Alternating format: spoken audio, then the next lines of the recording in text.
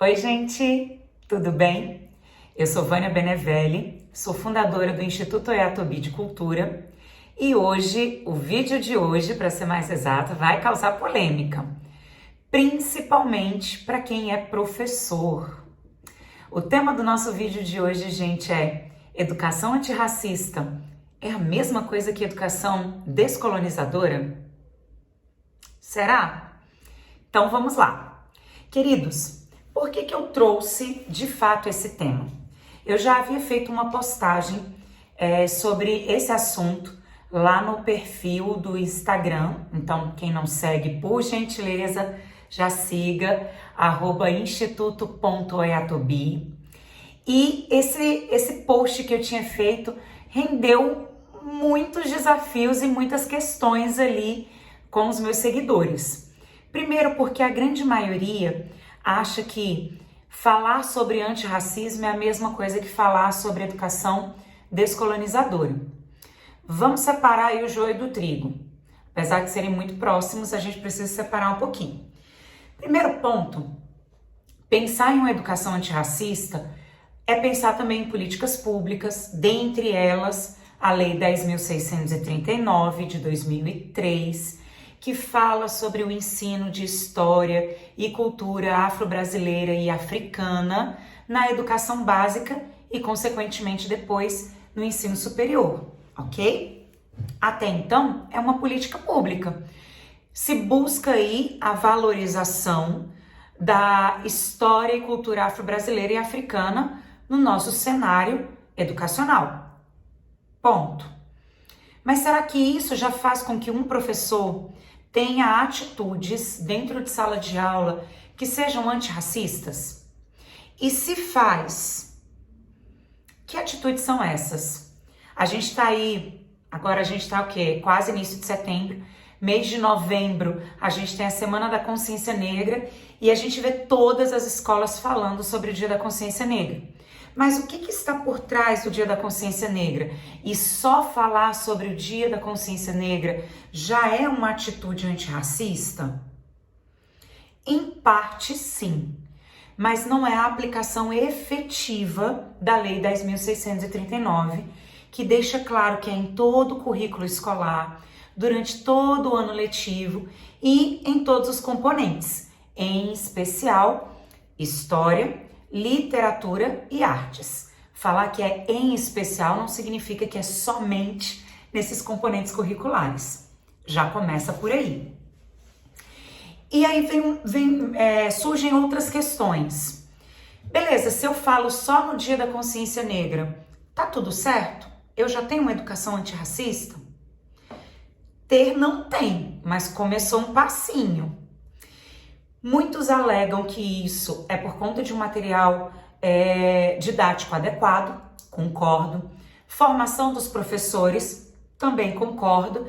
E também as nossas práticas ainda de uma instituição escolar, tá, gente? Deixar isso bem claro, que ainda tem um olhar mais colonial. Prof, então me diga aí, o que dá para ser antirracista? Se eu levar um escritor da literatura, é antirracista? Se eu falar sobre o papel do negro na sociedade brasileira, na formação da sociedade brasileira, é uma temática antirracista? Se eu falar sobre o sistema de cotas, é uma temática antirracista? Sim. Tudo isso abraça esse repertório que seria de uma educação antirracista. Só que um ponto importante, gente, o que a gente leva para a sala de aula?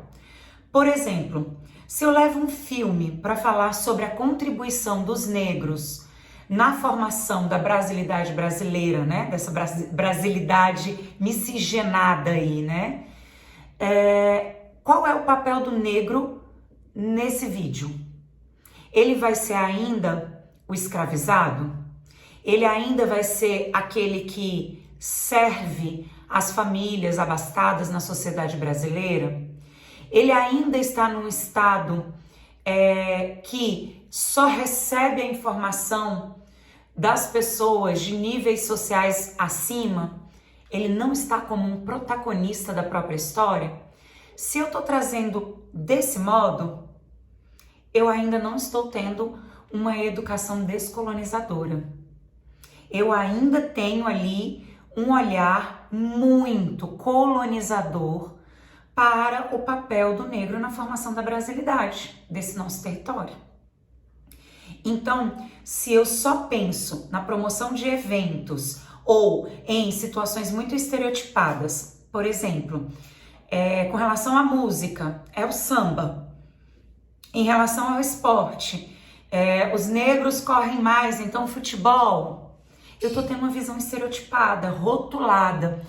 E por mais que isso tendencia a um olhar, entre aspas, antirracista, não é descolonizadora.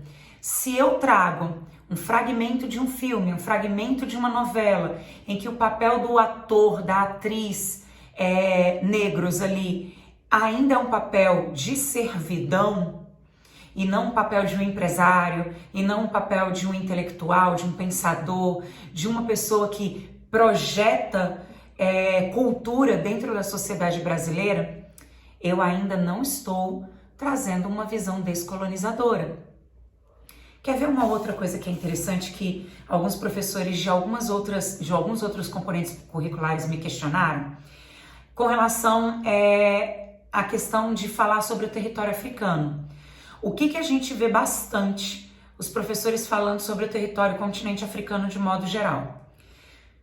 Fome, doenças, guerras civis, miséria, políticas públicas de apoio de outros países vinculados a países africanos, mas, assim, em termos de geografia, né? Questão da savana, dos animais selvagens, dos roteiros que a gente encontra, por exemplo, sei lá, em programas, em canais que são de natureza, né? Natureza livre, eu não quero falar o nome de nenhum canal aqui.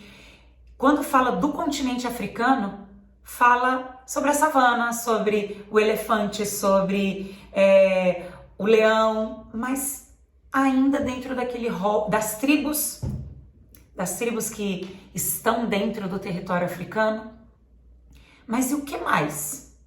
Isso daí tudo está rotulado. Rotulado que em filmes da década de 90 já tinham esse rótulo, filmes da década de 70 tinham esse rótulo. O que vai além disso? Será que eu já levei, por exemplo, para os meus alunos algum filme consagrado de um diretor africano? Uma novela. Eu já mostrei, sei lá, um cantor, um músico que seja algo contemporâneo, que não seja necessariamente voltado para uma questão místico-religiosa? Influenciadores. Já que a gente está numa era mega digital nesse sentido, que influenciadores africanos nós temos aí? Olha a globalização nesse contexto. Quem são as pessoas que ditam a moda no território africano, que ditam as tendências, que trazem ali seus pontos de vista acerca da África contemporânea, ou melhor, das Áfricas, eu vou colocar desse modo, porque a África não é uma só, ela é múltipla. Então, que impactos isso geraria, por exemplo, para o meu estudante? Ele tiraria a ideia da visão do negro simplesmente como uma visão colonizado, escravizado, lá do século XVIII, do século XVII, do século XVI. Então, nós teríamos aí uma África realmente atualizada, e não só aquilo que está no livro de história, na composição da África colonial. Então, assim, é importante a gente frisar esse tipo de situação. Isso sim vai fazer com que a gente revisite o passado para entender o passado dos negros que foram escravizados, compreenda a contribuição dos africanos no território brasileiro, mas sobretudo que a gente tire todo o estágio, ou que a gente ressignifique, que eu gosto muito dessa palavra, ressignifique a visão do continente africano que a gente tem. Um continente que vive em guerra, um continente que vive cheio de doenças, sem uma marcação de turismo. Por que não fazer um processo contrário? Por que não trazer o turismo para as capitais, para as cidades mais interioranas de cada país africano? Por que não falar sobre a cultura contemporânea de Gana, do Egito, da África do Sul, de Angola, de Moçambique? Por que não trazer essa reflexão e essa África para um contexto do Brasil do século XXI, para um contexto do mundo, não só do Brasil, mas do mundo do século XXI, em que a troca de informações é dinâmica?